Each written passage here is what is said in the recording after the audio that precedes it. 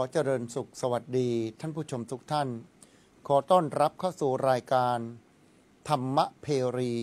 ย่ำกรองแห่งธรรมซีซั่นที่หนึ่งรายการดีมีสาระที่นำเอาองค์ความรู้ในทางพระพุทธศาสนาศิลปะและวัฒนธรรมมาสนทนากับแขกรับเชิญพิเศษของเรารายการนี้ต้องขอกราบขอบพระคุณเจ้าประคุณสมเด็จพระมหาธีราจารย์กรรมการมหาเถรสมาคมเจ้าคณะใหญ่หนเหนือเจ้าอาวาสวัดพระเชตุพนวิมลมังคลาราม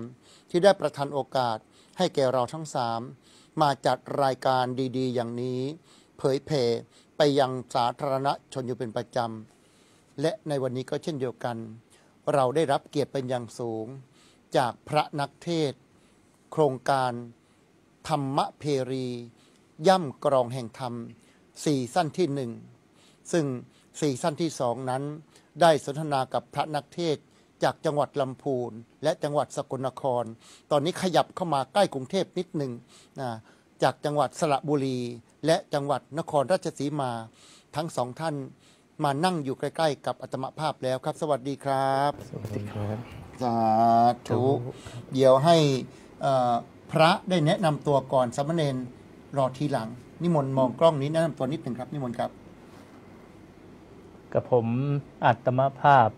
พระจิรวัตรอัจฉริยพานีหรือญาติโยมชาวนครราชสีมาใกล้เคียงก็จะรู้จักในนามพระอาจารย์ตัวกรมอารมณ์ดีปัจจุบันเป็นเจ้าอาวาสอยู่ที่วัดศรีบุญเรืองบ้านหนองยางตำบลทับรังอำเภอพระทองคำจังหวัดนครราชสีมาครับสาธุสามเณรตัวน้อยๆแนะนำตัวด้วยครับกราบถวายความเคารพพระเถรานุเถระขอโอกาสพระเถรานุเถระทุกรูปด้วยความเคารพอย่างสูงยิ่งและขอเจริญพรคณะศรัทธาญาติโยมพุทธศาสนิกชนทุกคนทุกท่านกับผมอาตมาภาพสามเณรธีรพัฒน์สุขศรีวัดสมุหปดิษฐารามพระอารามหลวงอำเภอเสาให้จังหวัดสระบุรีสาธุโอ้โหญาติโยมนะวันนี้เราทั้ง3รูปนั่งกันอยู่ตรงนี้โอ้โหบิ๊กทั้งนั้นเลยสดทรงแต่ละรูปไม่ธรรมดาสามเณรก็ไม่ยอมแพ้นะเป็นสามเณรที่เสียงดีมากนะเทศมหาชาติเนี่ยโอ้โหนะศาลาสะเทือนเลยทีเดียวนะทั้ง2รูปทั้ง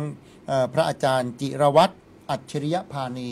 เจ้าอาวาสพระศรีบุญเรืองด้วยท่านเป็นนักเทศเรียกว่าหาตัวจับยากในจังหวัดนครราชสีมา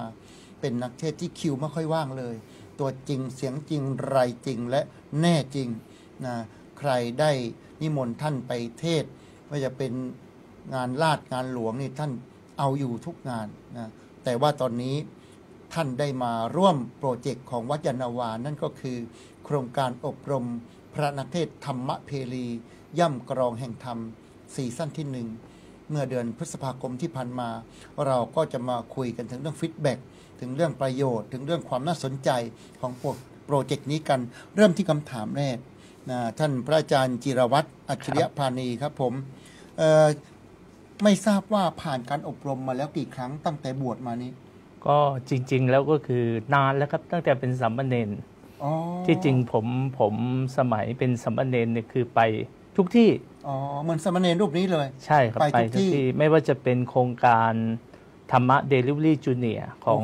พระมหาสมปองรุ่นแรกเลยใช่ครับแล้วก็ไม่ว่าจะเป็นพระวิทยากรของวัดสะเกษพระนักเขียนของวัดสะเกษแล้วก็โครงการอบรมพระนักเทศวัดพิยุรวงศาวาสรุ่นที่19ครับรุ่นน้ำท่วมกรุงเทพปี54ครับมีโครงการที่ไหนก็ตั้งใจไปตลอดไปอัปเกรดตัวเองตลอดครับใช่ครับกว่าจะมาเป็นตัวกรมอารมณ์ดีนี่กลิ้งมาไม่ใช่น้อยๆแล้วก่อนจะนิ่งกลิ้งมาก่อนใช่ครับตอนนี้ถือได้ว่าเป็นนักเทศชั้นแนวหน้าในจังหวัดนครราชสีมาครับผมและมีตำแหน่งเป็นเจ้าอาวาสด้วยรวบกินเรียบเลยลูกวัดไม่ได้ผุดได้เกิดเลยได้ข่าวว่าลูกวัดผมเทศได้ทุกรูปเกือบไปแล้วเนี่ยว่าจะกระซิบถามท่านหน่อยให้โอกาสลูกวัดบ้างหรือเปล่าให้โอกาสนะครับผมเนื้อหาสาระกิจกรรมที่ผ่านมาของธรรมเพรีเป็นอย่างไรบ้างครับครับจริงๆแล้วก็คือที่จริงเรื่องเทศเนี่ยผมเทศประจำครับแล้วก็ ถามว่าเนื้อหาของธรรมเพรีเป็นอย่างไร ผมเปรียบการเทศน์เนี่ยเหมือนกับการเดินทาง ครับ การเดินทางเนี่ยมีหลุมมีบ่อ มีทางเรียบทางไม่เรียบบ้าง ครับ การที่ได้มาโครงการอบรมธรรมเพรีก็คือถือว่าได้มาปรับในสิ่งที่เรายังไม่ดี ครับผม ได้มาเพิ่มในสิ่งที่เรามีอยู่แล้ว ครับผม และได้มาเติมสิ่งที่เราขาด ครับผม ลดบ้างอะไรบ้างเงี้ย ครับผม เพื่อที่จะให้ถนนของการเป็นนักเทศน์นักธรรมนักสอนเนี่ยให้มันราบเรียบดีงามนะครับ สาธุพูดได้ดีมากเลยเนาะนะครับ มาที่สามเณรบ้าง ครับ สามเณรเป็นอย่างไรบ้างมาเข้าร่วมโครงการธรรมเพรี นับ ผิดหวังสมหวังกลางกลางๆหัวเราะร้องไห้มีบ้างไหม ก็พอมีครับ ทุกอารมณ์ ทุกอารมณ์ครับ อืม ก็มีบางโอกาสนะค ครั รับ บผม ก็อย่างที่พระอาจารย์ตัวกรมท่านได้บอกว่า อืม เป็นการเพิ่มเป็นการเติมการแต่ง อาจจะเป็นนักเทศน์มาจากทุกที่ทุกสถาน ครับผม แต่มองมาที่นี่เราต้องวางครับ ครับผม จะเป็นจอมยุทธก็ต้องวางดาบ ครับผม ครับ ต้องวางทุกสิ่งทุกอย่างเพื่อที่จะ อืม รับธรรมะต่างๆ จากครูบาอาจารย์ทุกรูปนับว่าโครงการนี้เป็นโครงการที่ดีครับ ครับผม ครับที่จะได้เปิดโอกาสพระนักเทศน์ทุกรูป หรือบางรูปก็อาจจะไม่เคยเก่ง ไม่เคยที่จะฝึกฝนก็ได้มาอบรม ก็ถือว่าเป็นโอกาสอันดีครับ ครับผมสาธุสาธุต้องบอกญาติโยมสักนิดหนึ่งว่า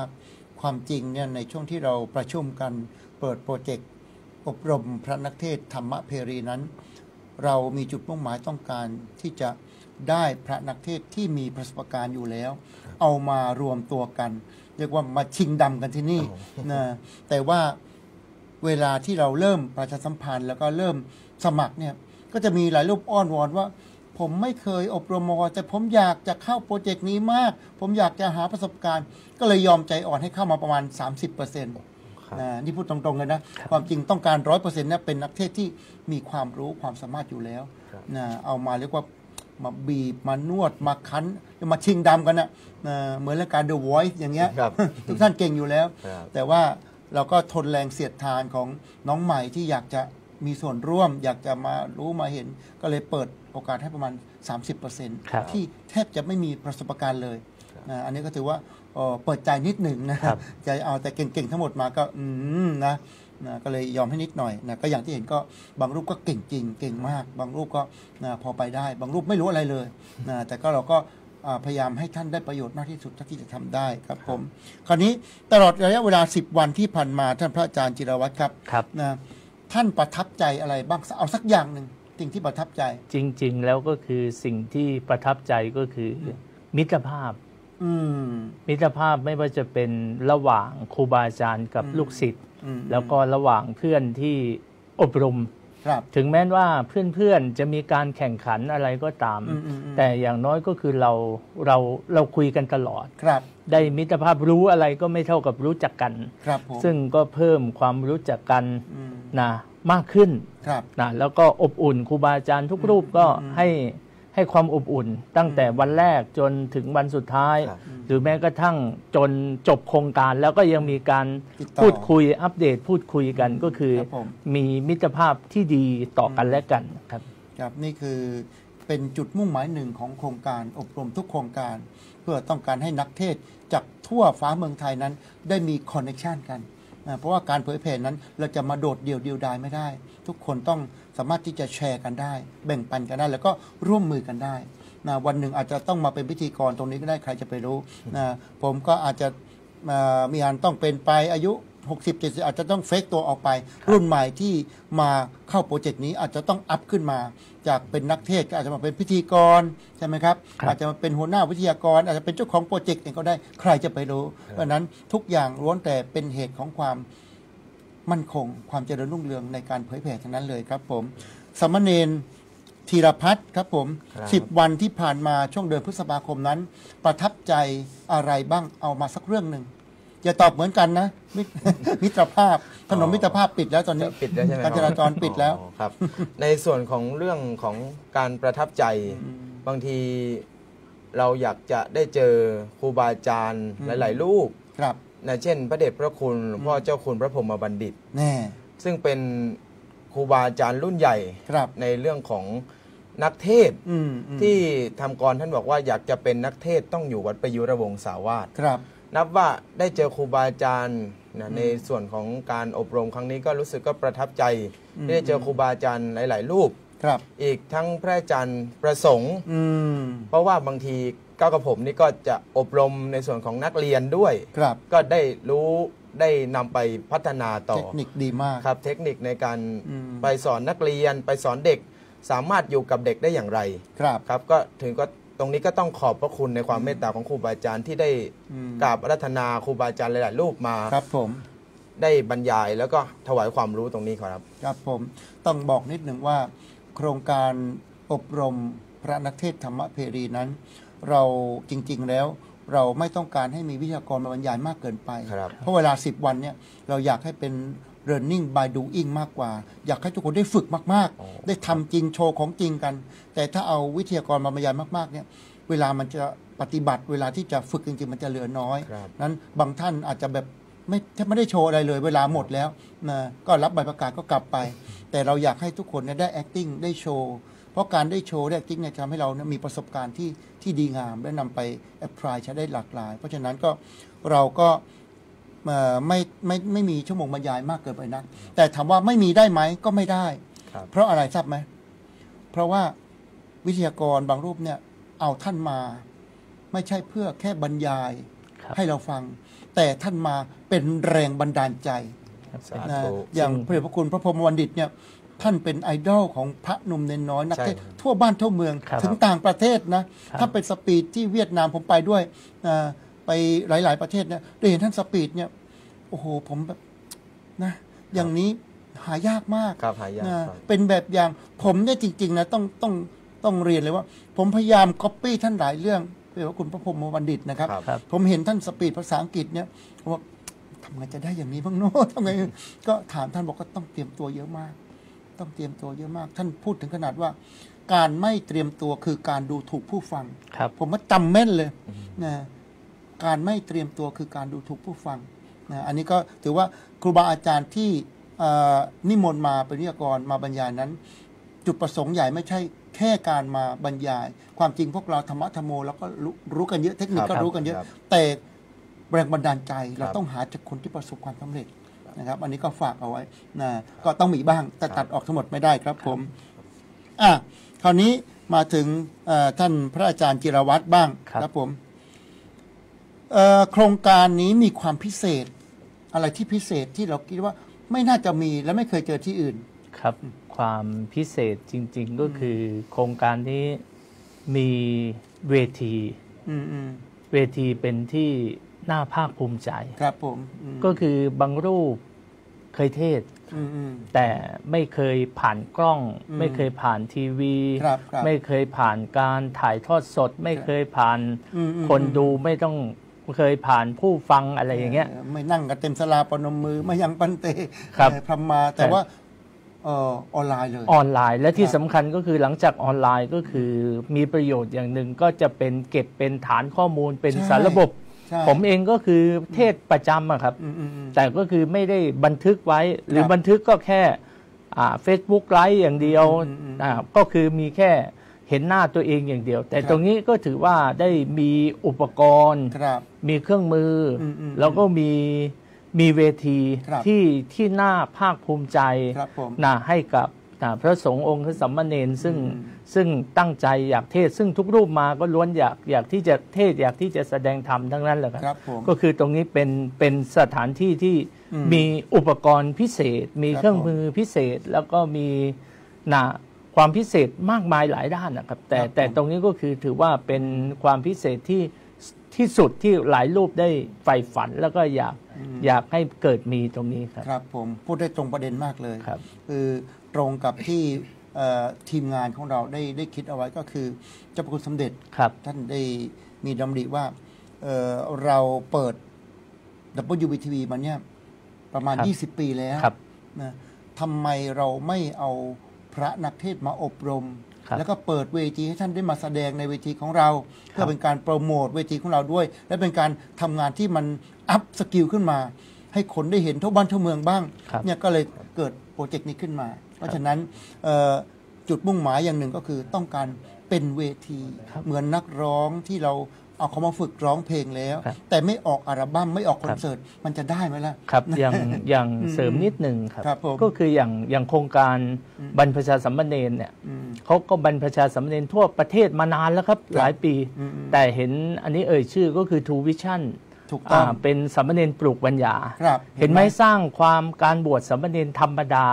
ให้ไม่ธรรมดาให้พิเศษ โมเดิร์นขึ้นมาก ครับ ลย เหมือนกับโครงการอบรมพระนักเทศน์นี่แหละครับ ครับผม ที่ไหนเขาก็อบรมกัน ครับ แต่ก็คือยังไม่ได้สร้างความพิเศษในด้านการประชาสัมพันธ์ ครับผม ในการออกอากาศในอะไรตรงนี้ครับ ครับผมโอ้พูดได้ดีมากเลยนะครับ อย่างนี้ผมต้องขอลาเลยนะครับ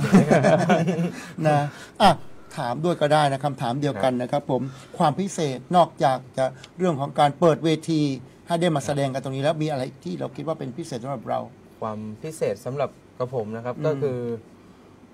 พระอาจารย์ครูบาอาจารย์ทุกรูปให้ความสำคัญกับนักเทศน์ที่เข้ามาอบรม คือที่แบ่งเป็นฐานกว่าจะผ่านแต่ละฐานได้ก็ ครับ พอสมควรเหมือนกันครับ ครับผม ก็เลยความพิเศษตรงนี้คือในเรื่องของอักขระต้องเป๊ะต้องเพื่อให้ถูกต้องในการที่จะเผยแผ่พุทธศาสนาได้ ครับ ตรงนี้ก็เล็งเห็นถึงความพิเศษตรงนี้ครับ สาธุยังมีอีกเรื่องหนึ่ง ครับ ที่เราไม่ค่อยได้พูดถึงกัน ครับ ความจริงเรามีคอนเน็ชันกับสถานีวิทยุจอส2 FM 103 เมกะเฮิรตซ์ ครับ นะซึ่งถือกำเนิดเกิดขึ้นที่วัดพระชิตุพนวิมลมังคลาราม หลวงพ่อเจ้าประคุณสมเด็จเป็นประธานสงฆ์อยู่ในขณะนี้ เพราะฉะนั้นนักเทศน์ที่ผ่านโปรเจกต์ของธรรมเพรีนอกจากจะได้มีโอกาสมา acting มาขึ้นเวทีของ WBTV World Buddhist Television แล้ว ยังมีโอกาสได้ไปเทศสองธรรมาสถ่ายทอดสดไปทั่วบ้านทั่วเมือง ไปถึงลาวเขมรได้เลย โอ้สา นะ ธุ ก็อันนี้ก็เป็นสิ่งที่น่าภาคภูมิใจ แล้วก็ ครับ เป็นการตั้งใจของทีมงานว่าเราจะทำให้ผู้ที่มาอบรมในโปรเจกต์นี้เนี่ยได้มีโอกาสที่มีความหลากหลาย ไม่ใช่แค่โทรทัศน์อย่างเดียว ครับ วิทยุ FM 103 เมกะเฮิรตซ์กำลังรอพวกเราอยู่ อย่างเช่นเมื่อวานนี้ท่านพระมหาอคิรนัททิโตปาโสจากวัดพระธาตุหริพูนชัยจังหวัดลำพูนก็มา acting กับเรา ครับ เดี๋ยวพวกเราก็จะเป็นอีกหนึ่งในนั้นที่ทยอยกันขึ้นธรรมาสน์แล้วก็ปีหน้านี้อย่างที่ได้ทราบกันคร่าวๆนะยังไม่ 100% ยังไม่ 100%วัดพระเยตุพนจะเปิดโปรเจกต์อบรมนักเทศน์สองธรรมาสน์เอาละคราวนี้ตัวตึงจะต้องมาชนกันแล้ว ครับ นะธรรมาสน์เดียวก็ว่าเท่แล้ว พอเจอสองธรรมาสน์เนี่ยปฏิภาณไหวพริบต้องมาแล้ว ครับต้อง เพราะว่า มีครับ การถามการตอบเนี่ยโง่ๆไม่ได้เดี๋ยวตกธรรมาสน์ตายเลย ทุกคนทุกรูปจะต้องมีปฏิภาณไหวพริบหัวต้องไวต้องทันสมัยต้องอินเทนต้องรู้มากรู้จริงรู้ลึกคมชัดลึกถึงจะผ่านเวทีนี้ได้ เดี๋ยวเจอกันปีหน้า ครับ ที่วัดพระเยตุพนวิมลมังคลาราม นี่ถือโอกาสประชาสัมพันธ์ให้แล้วนะเนี่ย ชาววัดโพดีใจแล้วเนี่ยเราเริ่มประชาสัมพันธ์แล้วอ้าวคราวนี้เมื่อสักครู่นี้ข้ามไปนิดหนึ่ง ถ้าพูดถึงพระวิทยากรโปรเจกต์ธรรมเพรีเนี่ยเอาที่ท่านพระอาจารย์จิรวัตรก่อน ครับ เลือกมาหนึ่งท่านท่านไม่ชอบองค์ไหนมากที่สุด รูป ที่ผ่านมาชอบองค์ไหนถามมาเยอะแล้ว เอาที่ไม่ชอบนะเลือกมาหนึ่งรูป ปีหน้าจะไม่ต้องนิมนต์ท่านมา รูปที่ไม่ชอบก็ เอาสิ อันนี้ตอบยากไหมครับ ไม่ยากครับ ที่จริงจะบอกว่าไม่ชอบทั้งหมดเลยก็ได้ เพราะว่าเวลาน้อยเกินนะ น้อยเกิน ใช่ครับ อ๋อ อย่างอาจารย์หลวงพ่อเจ้าคุณพระพรหมบัณฑิต อันนี้ก็ชอบครับ แต่ไม่ชอบเพราะว่าเวลาน้อยเกิน เวลาน้อยเกิน ใช่ครับ ไม่โง่นะเนี่ย ใช่ครับอาจารย์เจ้าคุณวีรพล อ่า ซึ่งก็ติดตามท่านก็เคยทำงานร่วมกับท่าน ก็ไม่ชอบเหมือนกันเวลาน้อยเกิน เวลาน้อย ให้เวลาน้อยเกินไป หลวงพ่อวัดพระรามเก้า ครับ หลวงพ่อวัดพระรามเก้าก็ตาม หลวงพ่อประสงค์ก็ตาม ครับ ก็ไม่ชอบกับ อยาก เว ได้ ลา เว น้อ ลาย มากกว่านั้น ใช่ครับ วันหลังนิมนต์ไปที่วัดส่วนตัวเลยดีกว่า เดี๋ยวโทรคุยกับท่านไงท่านบอกให้โทรคุยได้ นะสาธุอ่ะสามเณร ครับ เอาชอบบ้างก็ได้ชอบองค์ไหน ชอบใช่ไหมครับ ประทับใจองค์ไหนมากที่สุด อ๋อในส่วนตัวนะครับก็คือพระอาจารย์พระมหาไทยอิสรธรรมโม เพราะอะไร ก็คือ พระมหาไทยมีดีตรงไหน ในส่วนของเหมือนว่าเคมีตรงกันครับ อ๋อเคมีตรงกัน คือชอบการแต่งกรเขียนกร อ๋อ ท่านเป็นทั้งนักเทศน์วิเศษนักประพันธ์ อ๋อ ครับก็ถือว่าเล็งเห็นตรงนี้ก็คือชอบ แต่ ก็ไม่ด้อยกว่าครูบาอาจารย์ทุกรูปครับ อ๋อ ครับ แต่ว่าแอบให้คะแนนเยอะนิดหนึ่ง ครับ พระมหาไทยอิสระธรรมโม ถ้าชมซีซั่นนี้ตอนนี้อยู่นะนั่งยิ้มแก้มปริอยู่ที่วัดพระชิตพลวิมลมังคลาราม ท่านพระมหาไทยนั้นท่านเป็นพระโกอินเตอร์ ครับ ท่านใช้ภาษาอังกฤษได้อย่างคล่องแคล่ว เป็นวิทยากร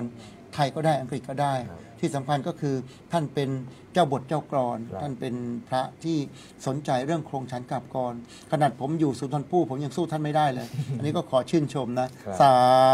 ธุ อ้าวเราไปต่อกันนะทักษะอะไรเพิ่มเติมมีบ้างไหมครับ จากโปรเจกต์นี้ จากที่ความจริงทั้งสองท่านเนี่ย ผมมองออกว่าประสบการณ์เนี่ยอาจจะมากกว่าผมด้วยซ้ำไป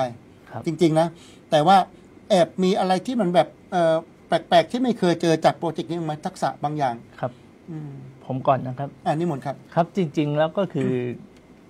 โครงการนี้ทำให้ผมรู้ว่า อืม ผมบวชสามเณรมา 4-5 ปี อืม บวชพระมาอีก 10 กว่าปี ครับ อืม เพิ่งรู้ว่าตัวเองให้ยถาผิด อ๋อน่าสงสาร ใช่ครับ อ๋อเพราะผิดตรงไหนอะ ก็บางทีวรรคตอนบ้าง วรรคตอน อักขระบ้าง ครับผม ครับซึ่งเราก็อยู่กับความเคยชิน ครับ ครับอยู่กับความเคยชินก็เป็นรับต่อมาจากมุขปาฐะ อ๋อ นะส่วนใหญ่ท่องยถานี่ก็ไม่ได้ดูหนังสือหรอกครับ ใช่ นะมุขปาฐะ ฟั ฟั ง ง จำ มาแล้วก็ ฟังจน จำ จำได้ มา ใช่ คราวนี้ก็ผิดบ้างเพี้ยนบ้าง แต่วรรคตอนที่ถูกต้องเราไม่เคยได้สนใจ ครับใช่ครับ อาจจะไม่ค่อยได้สนใจคิดว่า ใช่ อยู่บ้านเรายถาสพพีถูกก็โอเคแล้ววรรคตอนไม่สน ยถาขึ้นโยมก็กรวดน้ำได้หมด ใช่ อะไรเนี่ย ใช่ คิดว่า ใช่ เป็นเรื่องธรรมดา อืม แต่พอมาตรงนี้เรามาเพิ่ม อืม ความพิเศษ ครับผม ก็คือได้ โด มาน ล็อก ได้มาปรับได้มาปรุงได้มาแต่งได้มาเพิ่มได้มาเติมในส่วนอักขระวิธีในส่วนนี้ครับ ซึ่งถือว่าเป็นคุณูปการ ครับผม อย่างมากเลยค ค รั รั บบ ผมจะเล่าอะไรให้ฟังอย่าพูดดังไปนั้นเดี๋ยวเขาได้ยิ ครั น บ ครับ ผมก็มารู้ตอนที่เข้าทำงานกับธรรมกถึกนี่แหละ ผมอยู่สุพรรณผมก็ยถาสพพีเหมือนเรานี่แหละ ใช่ครับ มาอยู่วัดเจริญรามก็เหมือนเดิม ครับ แต่วันหนึ่งต้องมาอยู่ที่วัดพระชิตพลโครงการพระธรรมกถึกตอนนั้นหลวงพ่อเจ้าคุณอมรท่านเป็นหัวเรือใหญ่ ครับ ท่านก็ดึงผมกับเจ้าคุณสำนึกมาร่วมเป็นทีมงานด้วย ผมก็ไปอยู่ในโซนของพระวิทยากร ครับ ผมก็ยังโง่เหมือนเดิม ครับ ผมไม่รู้หรอกว่าเขาเว้นกันอย่างนี้ ครับ นี่ จน คืออานิสงส์มาทำงานที่สภาพระธรรมกถึก เสริมนิดหนึ่งจนเมื่อเข้าพรรษาที่ผ่านมา อบรมพระในอุโบสถ เออ ให้พระท่องยถาให้ฟังครับ เพื่อที่จะให้ถูกต้อง เอาไปลงกับลูกน้องเลยเก็บก่ ใช่ อน ไม่เอาก็คือทำอย่างไรจะถูกต้อง ครับผม ครับ ครับ ก็ ผม ไปอบรมพระเขียนเว้นวรรคให้อย่างนี้ อ๋ออั อักขระอย่างนี้ตรงนี้ถือว่าเป็นประโยชน์เลย ครับผมน่าชื่นใจเนาะถือว่าโครงการของเราปริดอกออกผลแล้ว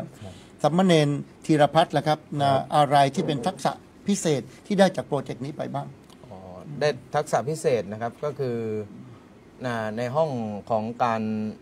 มารยาท อืม แต่ละอย่างในการ อ๋อ เดินผ่านครูบาอาจารย์ในการกราบพระ ที่ผ่านมานี้มารยาทไม่ดีเลยใช่ไหม ไม่ใช่ครับบางที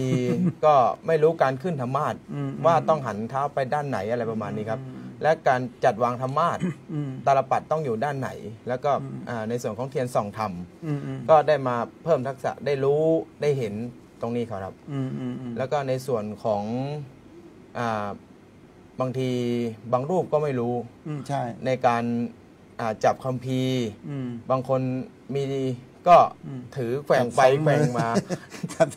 มีหลายรูปแบบให้เห็น ครับ นะก็มาแอพพลายกันมาปรับ ครับ กันตรงนี้ ครับ ครับผม อันนี้ก็ถือว่าเป็นสิ่งดีๆ ที่เกิดขึ้นในโปรเจกต์ของเรา แล้วก็ครูบาอาจารย์ที่มาเป็นทีมวิทยากรก็พยายามเอามาใส่ให้เราได้เอาไปใช้ได้อย่างเหมาะสม อย่างเมื่อก่อนผมก็ไม่รู้เหมือนกัน ก่อนที่ผมจะมาอยู่กับทีมงานธรรมกถึกเนี่ยขึ้นธรรมาสจะต้องไม่หันเท้าไปทางพระพุทธรูป ครับ เขาบอกอ้าวทางนี้พุทธรูปทางนี้ก็สมเด็จนั่งฝั่งนี้พุทธรูปแล้วจะหันมาถอยหลังขึ้นแบบกบเลย ใช่ครับ ครับ แก้ปัญหาที่เราต้องไม่โง่มันจะหันฝั่งนี้ก็พุทธรูปฝั่งนี้ก็สมเด็จตั้งอยู่ฝั่งนี้เอาไงล่ะก็ถอยหลังขึ้นสิครับ เห็นไหมนี่ก็เป็นเทคนิคในการเอาตัวรอด ครับ ใช่ไหมถ้าเราไม่มาอยู่ในบรรยากาศนี้เราก็ไม่รู้ ใช่ครับ เพราะฉะนั้นต่อไปเราก็จะเป็นนักเทศที่มีความสมาร์ทครับผมคำถามต่อไปครับผม จากที่เรียนรู้จากโครงการธรรมพีรีเนี่ยเราไปข้อที่ 8 กันเลยเนาะนะมีแผนที่จะนำความรู้นำประสบการณ์เนี่ย ไปทำอะไรบ้างเคยคิดไว้ไหมท่านพระอาจารย์จิรวัตรก่อน ครับ นอกจากก็เอาไปใช้แล้วนิดหน่อย ครับ ยังอื่นมีไหม ซึ่งที่จริงก็ทำประจำครับ ครับ นะครับ ตามสโลแกนก็คืออเจ้าวาดเทศได้ลูกวัดก็ต้องเทศได้ ดี ครับตรงนี้ก็นำไปใช้นะครับอย่างอบรมพระนวกะที่ผ่านมาต้นพรรษา ครับ นะไปประชุมอบรมที่วัดผม อืม นะก็ผมเป็นวิทยากรบรรยาย ครับ ก็ถวายท่านแนะนำท่านเรื่องทุกเรื่องครับ อืม ตั้งแต่ขึ้นธรรมาสน์ลงธรรมาสน์ อืม การถือคัมภีร์ อืม โดยเฉพาะอักขระวิธีให้ถูกต้อง ครับ นะแล้วก็แม้กระทั่งถวายคำแนะนำไปจนถึงหลวงพ่อเจ้าวาดวัดอื่น อ๋อค ๆ ถ รับ วายคำแนะนำไปจนถึงนะหลวงพ่อเจ้าคณะตำบล โอ้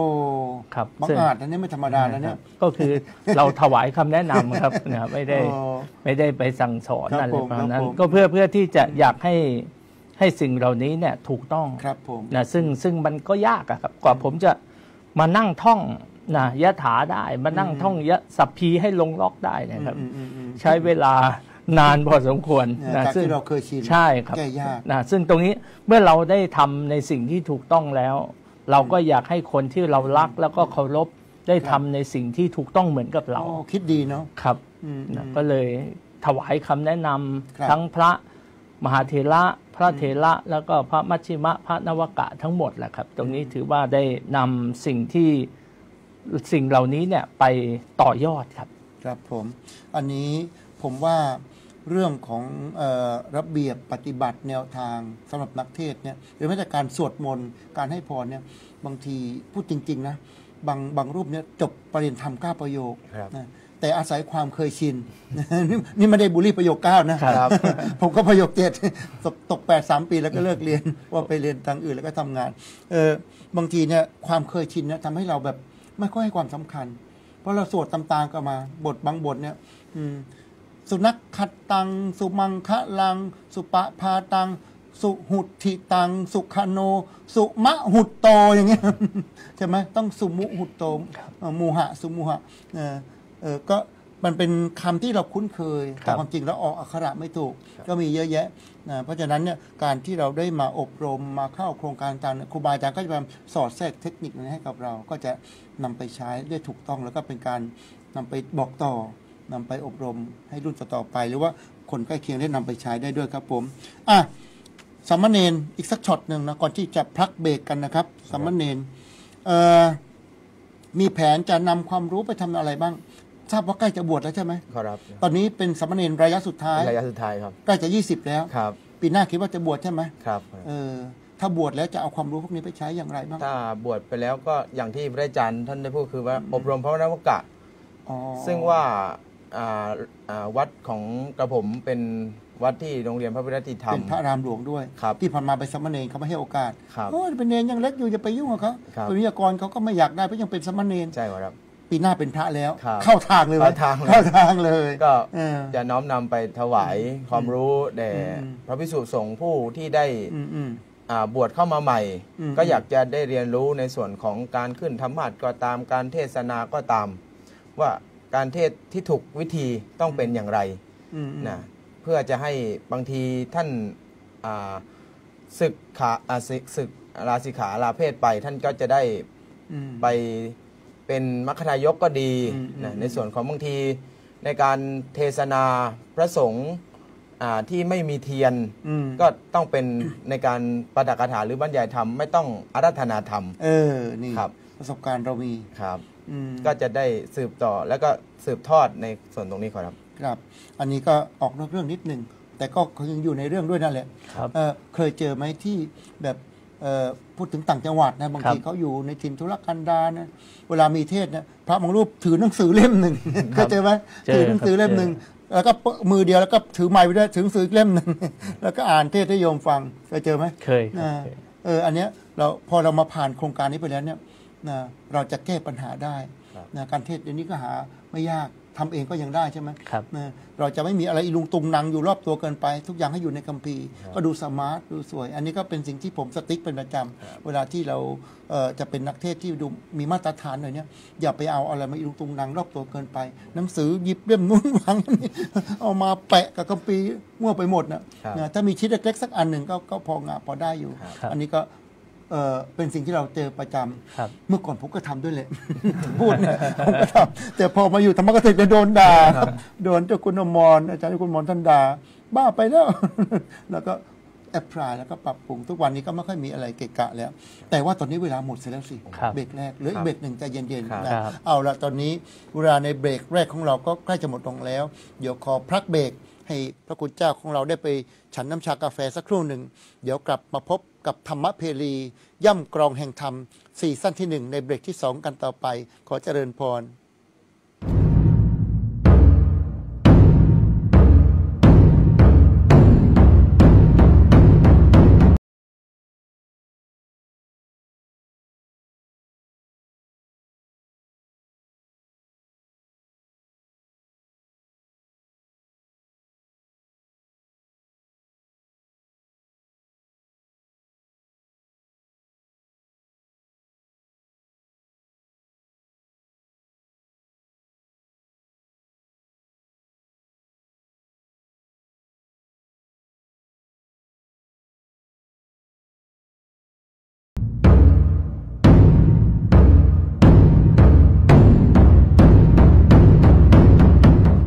ขอต้อนรับ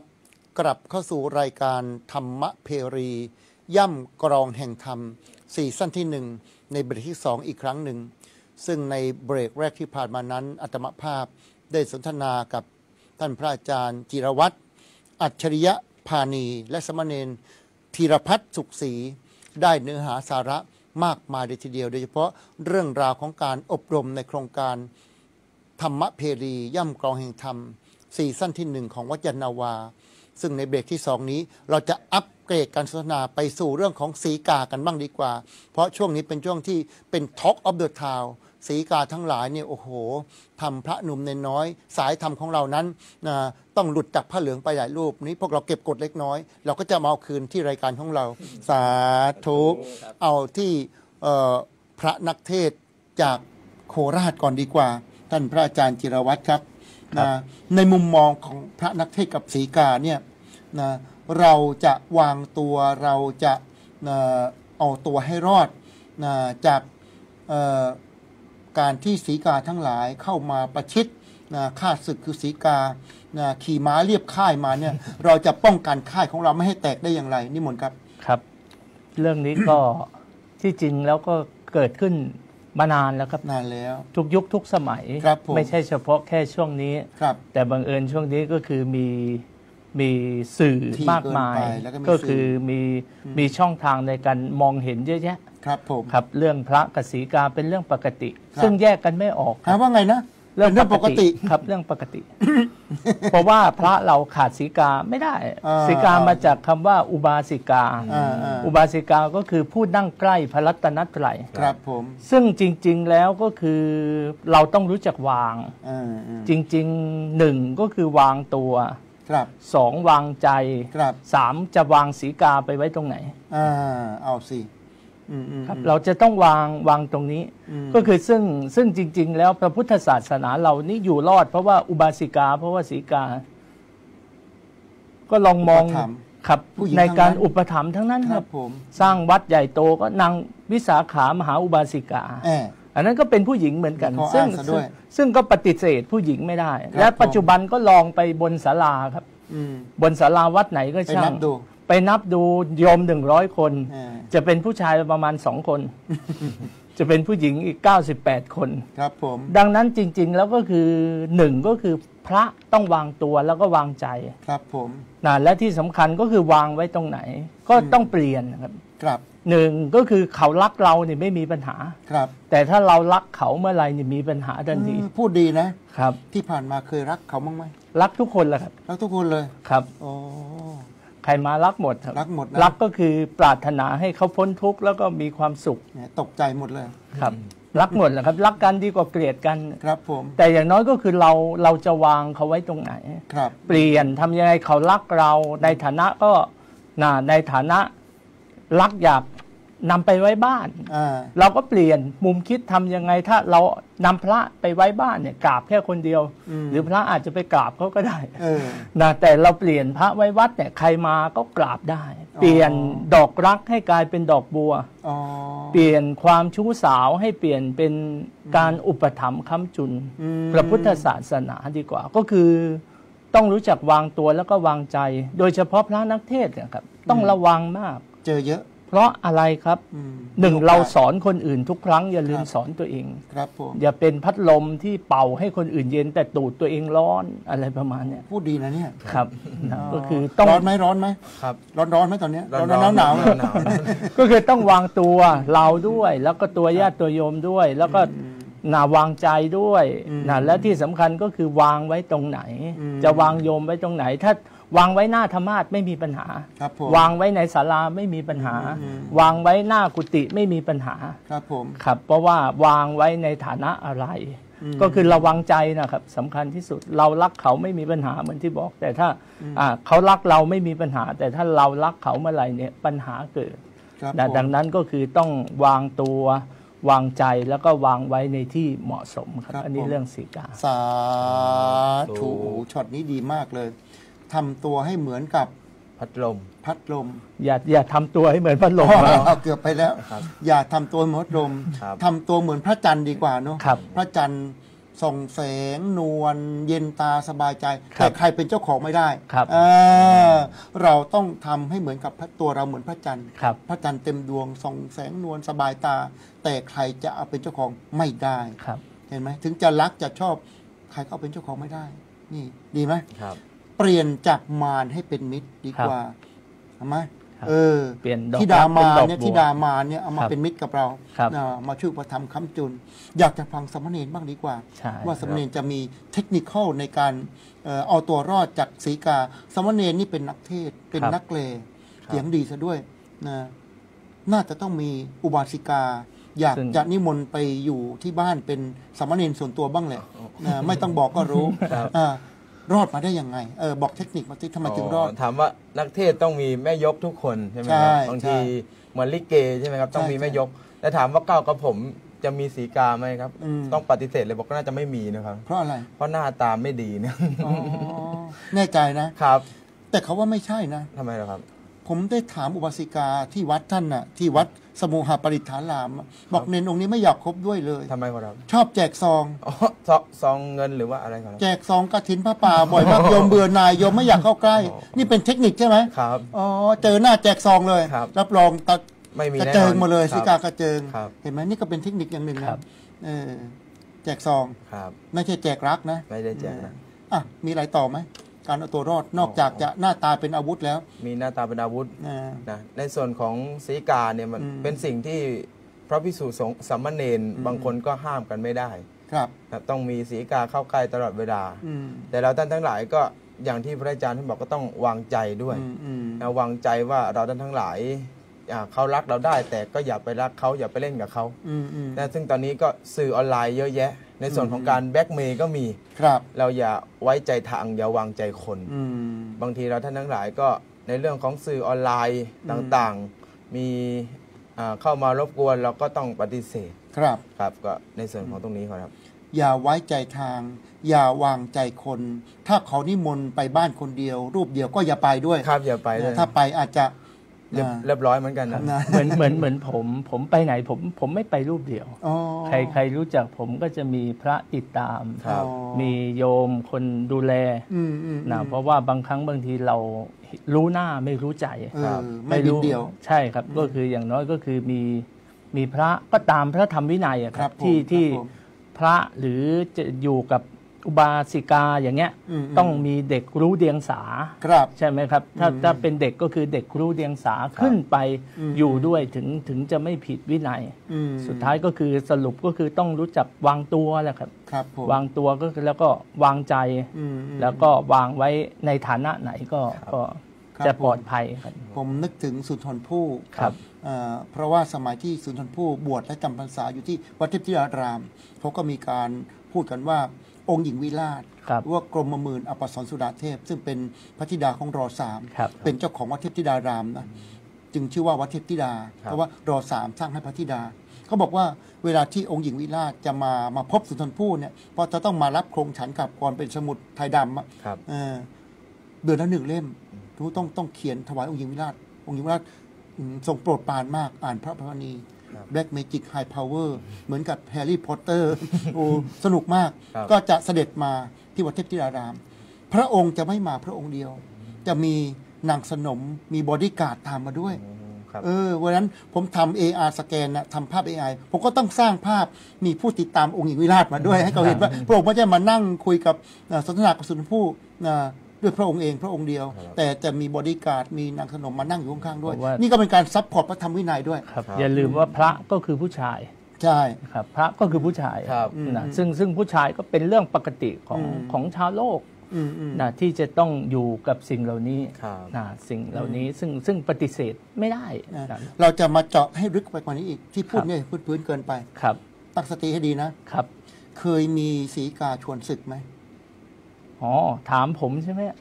แน่นอน เขา ขนาดนี้เนี่ยบวชมาขนาดนี้เป็นนักเทศน์โด่งดังไปทั่วบ้านทั่วเมือง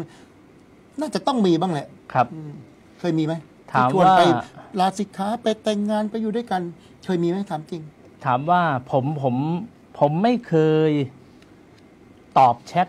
นะใน Facebook นะครับ อ๋อ เรื่องอื่นผมจะถ้าไม่ใช่เรื่องทำบุญ อืม นิมนต์ อืม กับอุบาสิกาเนี่ยผมไม่ตอบแชท ครับผมม นะใครรู้แล้วก็คือหลังค่ำแล้วผมไม่รับโทรศัพท์ อ๋อ นะแล้วก็คือใครที่ไม่รู้จักโทรมาจะไม่รับ อ๋อ นะถามว่าดังนั้นถามว่ามีคนชวนศึกไหมไม่มีครับ จริงๆนะไม่มีเลย มาพูดมาที่กุฏิมาเจอกัน อ๋อไม่ครับไม่ แอบกระซิบนิดนึง ครับจริง ๆ ผมจริง ๆ ก็คือตั้งแต่เป็นสามเณรจนถึงปัจจุบันก็คือไม่มีผู้หญิงไหนได้คุย2 ต่อ 2กับผมนะครับ ถ้ามีจะ ครั ป บ ฏิเสธอย่างไร พระอาจารย์เจ้าขาพระอาจารย์จิรวัตรเจ้าขาโยมอยู่คนเดียว โยมมีพ่อบ้านอยู่พ่อบ้านเสียไปหลายปีแล้ว ตอนนี้โยมมีรถมีบ้านมีที่มีทางมีบัญชีหลายบัญชี มีธุรกิจมากมาย โยมมีทุกอย่างเลย แต่โยมขาดผู้จัดการส่วนตัวนิมนต์พระอาจารย์จิรวัตรมาช่วยเป็นผู้จัดการให้โยมหน่อยได้ไหมเจ้าขาตอบยังไง ก็จะแนะนำโครงการที่บ้านพักผู้สูงอายุอะครับ นะที่ถ้าไปอยู่แล้วเขาดูแลให้ อ๋อ แล้วก็วันหนึ่ง good วันใด idea วันหนึ่งเราตายไปแล้วเขาดูแลเราฟรีเขาเอามรดกเราไป อ๋อ หรืออยากจะไปจ้างเป็นรายเดือนก็ได้ รายปีก็ได้ ราย10 ปี20 ปีก็ได้อะไรประมาณนั้นนะครับ มีคนดูแลแน่นอน แต่เขาเจาะจงนิมนต์เราเป็นผู้จัดการนี่สิเขาว่าอยากได้คนอื่นนะ ก็คงจะปฏิเสธไปว่าไม่สะดวกอะครับ เราไม่สะดวกใจ นะไม่ นะ สะดวก อืมสมณเณรธีรพัฒน์สุขศรี ครับ มีไหมโยมนิมนต์เป็นผู้จัดการส่วนตัว โอ้ก็ สีกา น่าจะไม่มีนะครับ เพราะว่ามีหน้าตาเป็นอาวุธ ผมจะเล่าอะไรให้ฟังนิดหนึ่ง ครับครับ อย่าพูดดังไปนั้นเดี๋ยวเขาได้ยินกันทั่วบ้านทั่วเมือง ครับ เคยมีโยมชวนผมศึก แต่นานมาแล้วนะครับ นะประมาณว่ามีทุกอย่าง มีบ้านเช่า มีทุกอย่างอะ ครับ เงินเดือนเป็นนักเรียนนอกด้วย อืม ผมก็นี่เป็นข้อดีของผมนะนี่ชมตัวเองนะครับ ไม่ต้องร้อยใครชม ครับ ผมเล่าให้เจ้าอาวาสฟังหมดเลย ครับ จดหมายโยมเขียนมาแต่ก่อนมันหลายปีมานานมาแล้ว ครับ แต่ก่อนพวกแชทยังไม่มี ครับ พวก Facebook ไม่มีไลน์ไม่มี ก็ต้องไปเขียนจดหมาย เขาเขียนจดหมายมาหาผมบอกว่ามีทุกสิ่งทุกอย่างท่านอยากจะได้อะไรบอกโยมมาโยมให้ได้ทุกอย่างเลย ขอให้ท่านบอกมาคำเดียวว่าจะเอาอะไรอย่างนี้ยผมก็เอาจดหมายไปให้หลวงพ่อเจ้าอาวาสอ่าน พระมงคลกิติวิบูลย์ตอนนั้ ครั น บ เป็นพระครูวิบูลย์กิติวัตร ครับ เจ้าคณะอำเภอสามชุกหลวงพ่ออ่านแล้วก็หันมามอง ก็หลวงพ่อครับ ผมจะต้องทำยังไงดีครับ ซึ่งความจริงตอนนั้นนะผมเริ่มหวั่นไหวแล้วนะ ครับ ผมเริ่มเด็ดกลีบกุหลาบทีละกลีบรอกลีบสุดท้าย เอาไม่เอาไม่เอาดึงจนกระทั่งกลีบสุดท้ายนะครับ แล้วปรึกษาหลวงพ่อว่าไงรู้ไหม หลวงพ่อบอกว่า ไปเลยรีบไปเป็นแมงดาเกาะผู้หญิงกิน โอ้โหจบเลยครับ โอ้โห หลวงพ่อเล่นแรงมาก ท่านมีอะไร ท่านมีสมบัติอะไร เรียนจบปริญญาอะไรมา พ่อแม่ท่านมีเงินมีทองไหมมีแค่อันนั้นอันเดียวนะไปสิไปเกาะเขากินไปเป็นเมงดาเกาะเขากิน ครับ จบเลย ครับ นี่คือหลวงพ่อเล่นแรงมาก ท่านให้สติ คม เรา สะอึกเลย ครับ ก็เลยรอดถึงทุกวันนี้สาธุดังๆพร้อมกัน สาธุ อันนี้เป็นเรื่องที่ประสบการณ์เอามาแชร์สู่กันฟังว่า ครับ ทำไมพวกเราถึงรอด ครับ อันนี้มีหน้าตาเป็นอาวุธ ครับ นี่มีปฏิภาณไหวพริบเป็นอาวุธผมมีหลวงพ่อเป็นอาวุธ หลวงพ่อเป็นที่พึ่งครับผมคราวนี้กลับมาสู่ธรรมเพรีย่ำกรองกันต่อ ครับผม เดี๋ยวจะเป็นอันตรายพูดมากไปไม่ดีนะมีข้อเสนอแนะในการปรับปรุงโปรเจกต์ธรรมเพรีอย่างไรบ้างนิมนต์พระอาจารย์จิรวัตรก่อน ครับ เรื่องข้อเสนอแนะในการปรับปรุงโครงการก็คือการประชาสัมพันธ์ ช่วงแรกแทบจะไม่รู้เลยนะครับ อ๋อครับ ก็คือมีแค่เพจ อืม WBTV ครับ กับเพจวัดยานนาวา ครับผม ประชาสัมพันธ์ ครับ น้อยมาก ครับ จน ผม จนผมไปดูในข่าวสารพระพุทธศาสนา จนเขาจะหมดเวลาแล้ว อ๋อ สมัคร เกือบจะช้าไปแล้ว ใช่ครับ เกือบ ใช่ จะพลาดขบวนสุดท้ายรถ ครับ ด่วน ครับ อ๋อ แล้วก็คือเรื่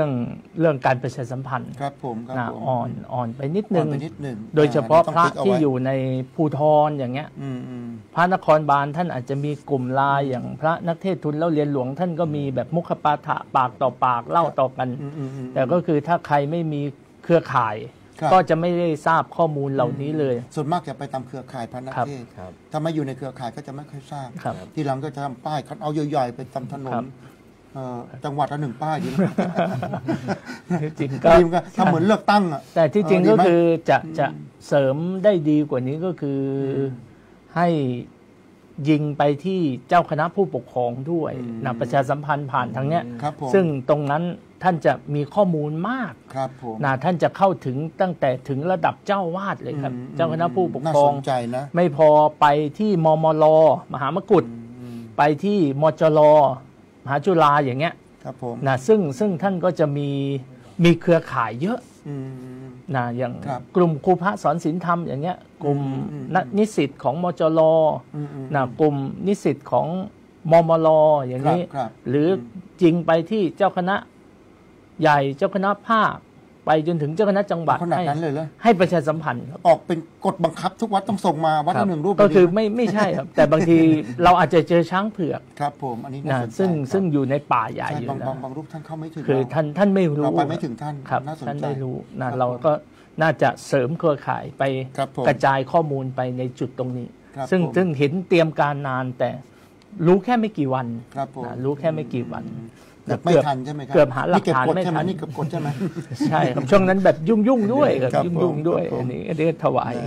ครับผมสาธุเราจะไปกันที่สมณเณรธีรพัฒน์นิดนึง ครับผม ช่วยกล่าวขอบคุณครูบาอาจารย์นิดนึง เพราะว่าโครงการของเราเนี่ยมีครูบาอาจารย์มามากพอสมควร ครับ มาบรรยายด้วยมากำกับดูแลโปรเจกต์ของเราด้วย ช่วยมองกล้องนิดนึง ครับ นะขอบคุณขอบอกขอบใจนะครับคณะครูบาอาจารย์ ให้ท่านมีกำลังใจปีหน้าจะได้มาช่วยดูแลเราอีก ครับ นิมนต์ครับ ในโอกาสนี้ก็ กับผมก็เป็นตัวแทนก็ขอกราบขอบพระคุณในความเมตตาของพระเถรานุเถระครูบาอาจารย์ทุกรูป และที่สำคัญก็คือพระเดชพระคุณเจ้าพระคุณสมเด็จพระมหาธีราจารย์ กรรมการมหาเถรสมาคม เจ้าคณะใหญ่หนเหนือ เจ้าอาวาสวัดพระเชตุพนวิมลมังคารารามและพระเดชพระคุณเมตตาสนับสนุน และเล็งเห็นโครงการดีๆ ที่จะได้พัฒนาพระภิกษุหนุ่มเนนน้อยนะเพื่อสืบทอดพระพุทธศาสนาในเรื่องของเทศนาโวหารต่างๆ และพระเดชพระคุณพระธรรมวชิระโมรี เจ้าอาวาสวัดยานนาวาพระรามหลวงแห่งนี้ที่เมตตานะในส่วนของเรื่องสถานที่ก็ดี ในส่วนของการเป็นอยู่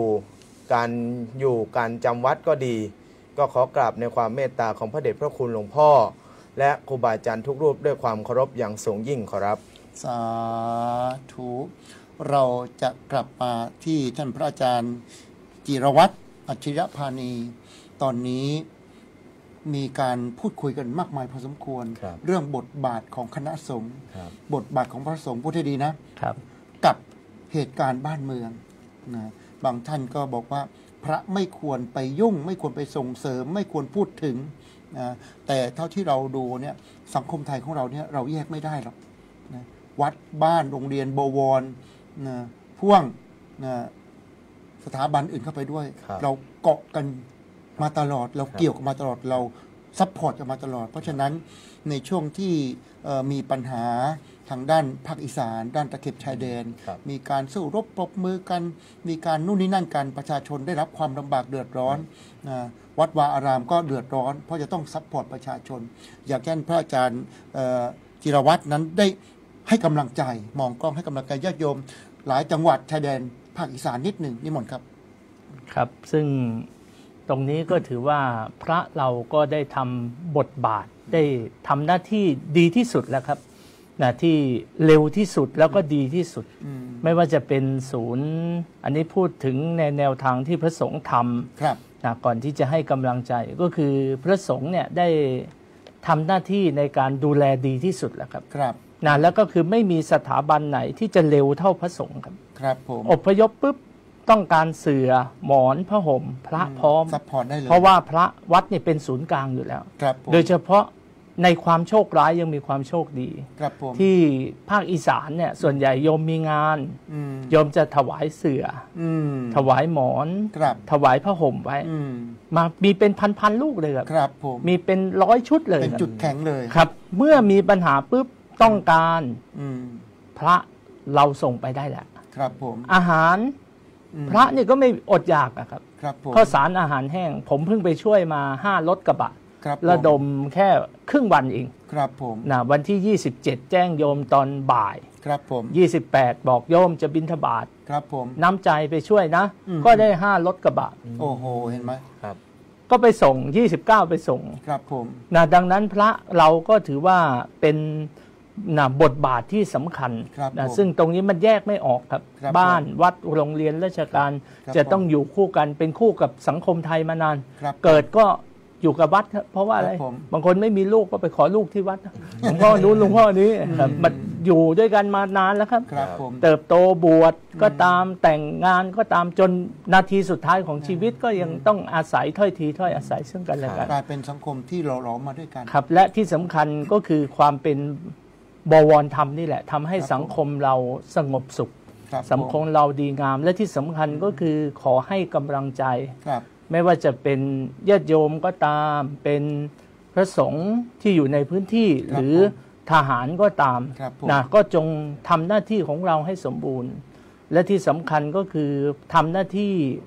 รักษาหน้าที่ไม่ก้าวไก่หน้าที่ตามโอวาทธรรมของหลวงพ่อเจ้าพระคุณสมเด็จพระพุทธาจารย์เจ้าคณะใหญ่หนตะวันออกท่านบอกว่าจงทำหน้าที่ของเราถ้าทุกคนรักษาหน้าที่โลกนี้สงบร่มเย็นแล้วก็เป็นประโยชน์ครับพระทำหน้าที่ของพระโยมทำหน้าที่ของโยมทหารก็ทำหน้าที่ของทหารนะและที่สำคัญเราก็คือให้กำลังใจซึ่งกันและกันถึงแม้ว่าประเทศไทยมีเสน่ห์คือเราผ่านวิกฤตทุกวิกฤตได้เพราะความมีน้ำใจโควิดประเทศอื่นปิดบ้านปิดเมืองย่อยยับแต่ประเทศไทยเรามีคำว่าจิตอาสาเราดูแลกันรวดเร็วเพราะว่าบางครั้งจะหน่วยงานราชการอาจจะช้าเพราะว่าติดระเบียบนู่นนี่นั่นแต่พระเราหรือจิตอาสาเราไม่มีระเบียบมีแค่หัวใจที่ไม่ได้แรงน้ำใจมีแค่คำว่าใจกับใจแค่นั้นก็คือรักษาหน้าที่ของเราแล้วก็คือและวิกฤตครั้งนี้ก็เชื่อมั่นว่าเราจะผ่านไปด้วยดีด้วยพลังแห่งน้ำใจพลังแห่งรักและพลังแห่งสามัคคีครับสา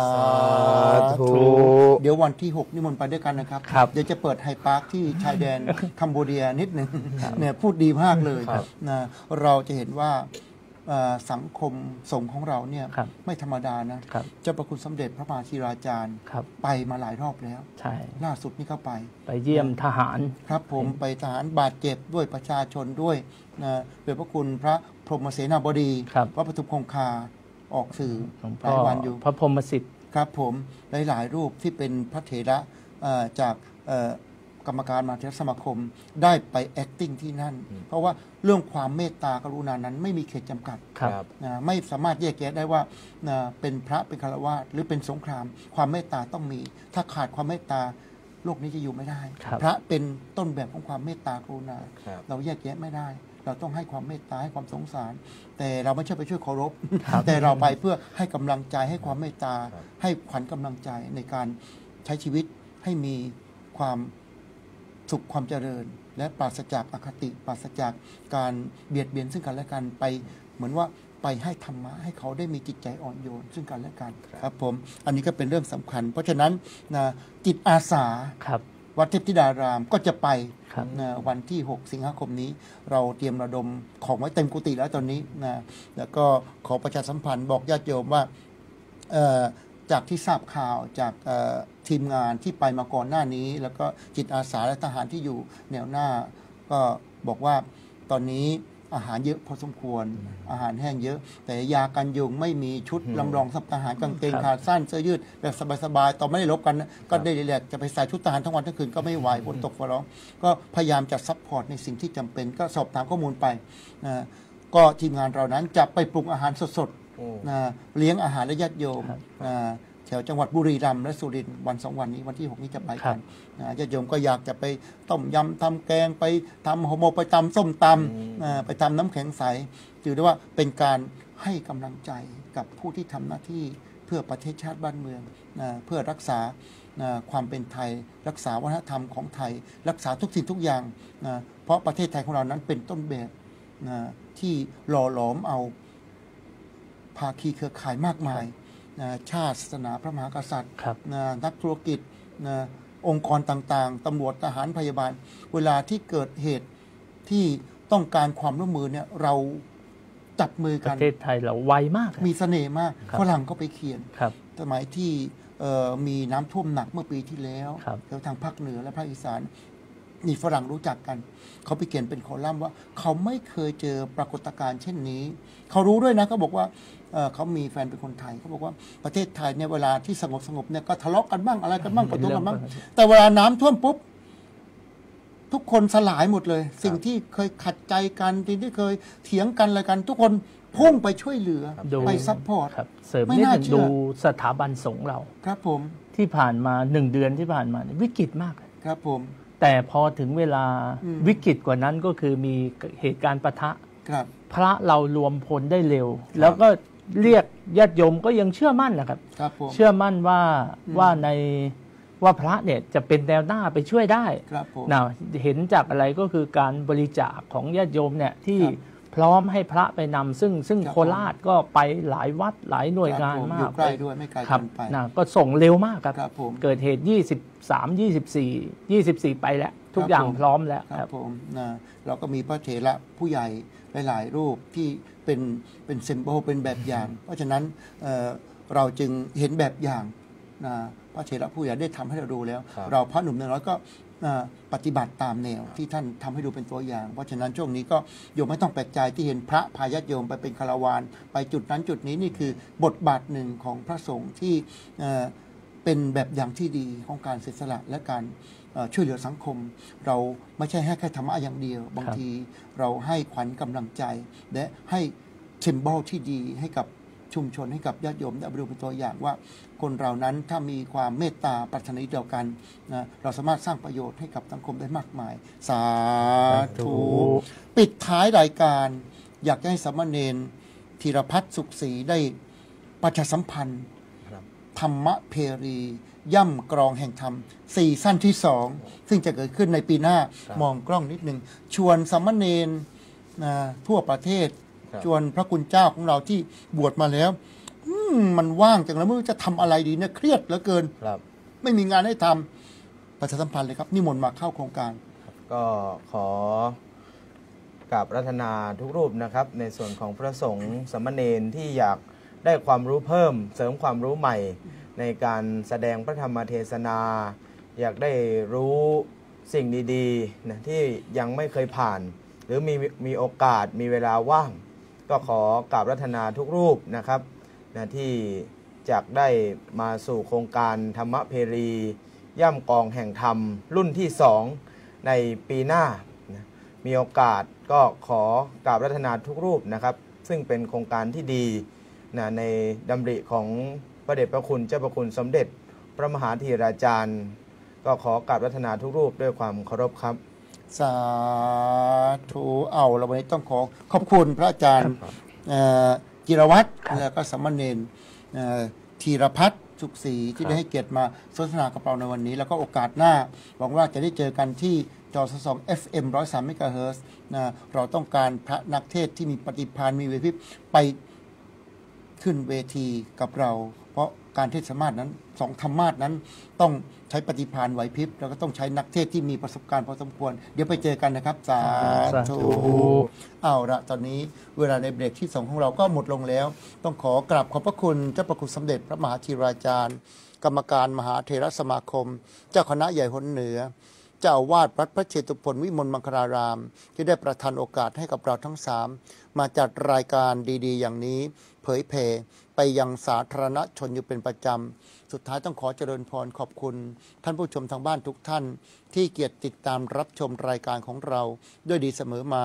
วันนี้เวลาหมดลงแล้วอัตมภาพและแขกรับเชิญของเราต้องจากลาท่านผู้ชมไปก่อน